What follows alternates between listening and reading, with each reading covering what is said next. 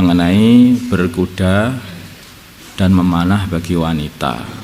Bagaimana hukum berkuda bagi seorang wanita? Bagaimana hukum lomba pacuan kuda sambil memanah bagi seorang wanita? Jawab, ini rupanya yang pertama itu berkuda, yang kedua ini lomba. Hukum naik kuda bagi seorang wanita adalah masih diperbolehkan dengan dalil sebagaimana yang pernah dikerjakan oleh para wanitanya, para istrinya orang-orang muhajirin. Mereka juga menaiki kuda untuk keperluan mereka dan untuk berjihad. Di antara juga adalah para putri-putrinya Sayyidina Khalid bin Walid radhiyallahu anhu. Mereka juga menaiki kuda. Sedangkan mereka ini juga menaiki kuda di hadapan baginda Nabi juga sallallahu alaihi wasallam. Sedangkan baginda Nabi Muhammad sallallahu alaihi wasallam tidak melarang mereka. Sekarang masalah hukum lomba pacuan kuda sambil memanah. Karena dalam horseback archery ini ada mengandung dua perlombaan. Pertama kali pacuan karena dihitung waktu yang tercepat itu yang paling banyak nilai, dan juga memanah panahan yang paling tepat itu juga paling banyak dapat banyak nilai.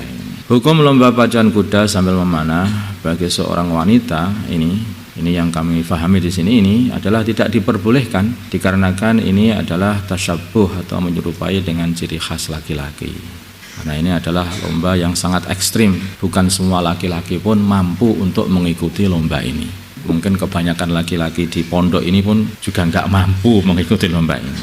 Karena ini resikonya adalah patah tulang, patah leher, macam-macam mungkin. Namanya pacuan, ya, kuda. Sedangkan kuda itu kecepatannya bisa sampai 60. Kalau kudanya itu yang kuda balap betul, pernah ada kuda itu sampai 80 km per jam. Coba kalau itu jungkir balik di atas kuda bagaimana itu? Wis dadi emput saya. Makanya itu ini sangat ekstrim. Tapi yang ada di sini ini biasanya kudanya nggak begitu kencang, bukan kuda balap yang kencang juga ini. Insya Allah sakit yang pernah jatuh-jatuh itu insya Allah sudah pernah merasakan. Kecuali mungkin kalau kudanya itu dikasih alas matras spon yang nanti kuda berjalan di atas spon itu ya kayak katanya empuk gitu ya. Guyonan aja ini. Ya, yang kami pahami di sini ini karena ini dikarenakan ada tasyabbuh dengan laki-laki, maka ini yang tidak diperbolehkan. Ada beberapa hadis sebetulnya masalah ini, yaitu hadis yang diriwayatkan dari Abdullah bin Abbas, nah Rasulullah sallallahu alaihi wasallam dawatil furuji ayyarkabnas suruj. Baginda Nabi melarang para wanita untuk menaiki pelana kuda. Seperti itu. Tapi hadis ini adalah hadis yang dhaif, dan juga para ulama ada lagi sebagian hadis ini la'anallahul furuja 'alas suruj. Tapi ini para ulama menisbatkannya ketidakbolehannya itu ketika mereka ini naik kuda dengan menyerupai laki-laki, dengan gagah-gagahan. Ini yang tidak diperbolehkan. Selagi itu untuk hajat, untuk bersama suaminya, ya, atau situ juga tidak menimbulkan fitnah sehingga menjadi petontonan para laki-laki, makanya seperti itu. Nah ini kata para ulama itu diperbolehkan selagi tidak seperti itu. Tapi kalau sudah menimbulkan fitnah, yaitu mendatangkan fitnah, nah ini tidak diperbolehkan. Walaupun tidak menyerupai laki-laki, tapi sudah mendatangkan fitnah tidak boleh. Kalau menyerupai laki-laki itu sudah satu larangan juga, tidak boleh. Masalah membawa senjata bagi wanita ini saya tambahi lagi. Udah. Saya ceritakan aja.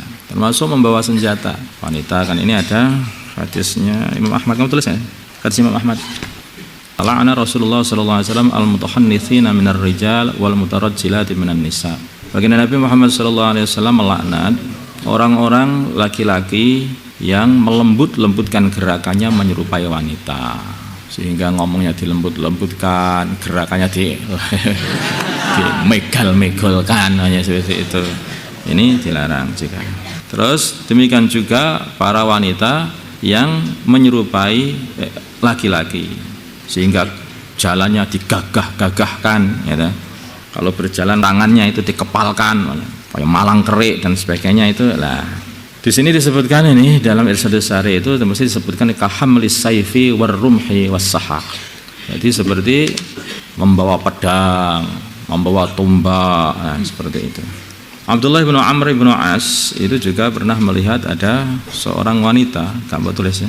Itu juga pernah melihat seorang wanita yang bercangklong panah, bercangklong busur panah, dengan bergaya kayak laki-laki menggagah-gagahkan diri. Gitu. Maka beliau itu dilihat siapa itu? Maka orang mengatakan itu adalah putrinya Abu Jahal. Maka beliau mengatakan Rasulullah melaknat orang yang para wanita yang menyerupai laki-laki.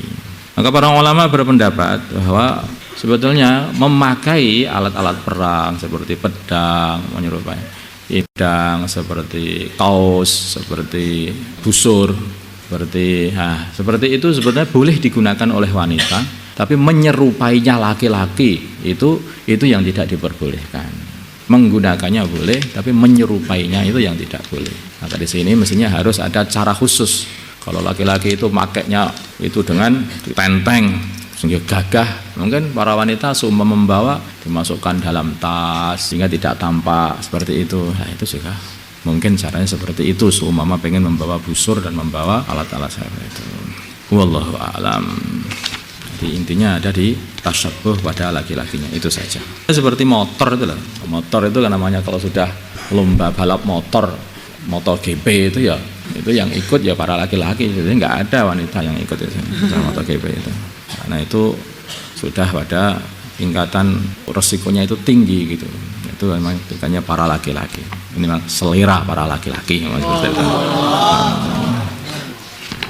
Uang itu ada kekhususan sendiri lah istilahnya itu. Tempatnya itu sendiri-sendiri. Wallahu a'lam.